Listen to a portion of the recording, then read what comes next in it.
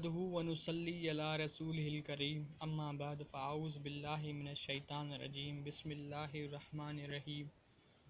قرآن کہتا ہے کسی کے بارے میں زیادہ بدگمانی مت کرو، اس لیے کہ برائی سوچنا کسی کا لیے گناہ ہے، اور کسی کی ٹوکے میں مت لگو یہ کہاں جا رہا ہے، یہ کیا کر رہا ہے، یہ ادھر کیوں کھڑا ہے، یہ ایسا کیوں کر رہا ہے۔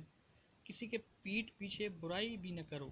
کیا تم پسند کرو گے کہ تمہارا بھائی مرا ہوا ہو، اس کی میت رکھی ہوئی ہو، اور تم اس کی میت سے گوشت نوچ نوچ کے کھا رہے ہو؟ پسند کرو گے؟ نہیں۔ ہمارا اسلام تو یہ سکھاتا ہے، ہمارا اسلام کسی کا گریبان پکڑنے کی اجازت نہیں دیتا۔ دنیا کا واحد مذہب ہے، ہم عمل کریں یا نہ کریں، ہم بات مانیں یا نہ مانیں، لیکن دنیا کا واحد مذہب ہے جو ہر چھوٹے کو اس کا حق دلاتا ہے اور بڑے کو اس کی عزتیں لوٹاتا ہے۔ واحد مذہب ہے۔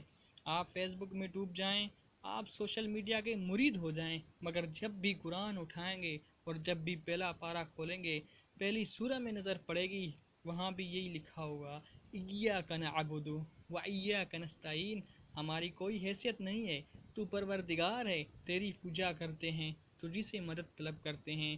آپ کی فیض کی کتاب تو قرآن ہے، آپ کو سچا چہرہ قرآن دکھاتا ہے۔ نماز پڑھنے نکلتے ہیں تو آپ کو جنت کی بشارت دیتا ہے۔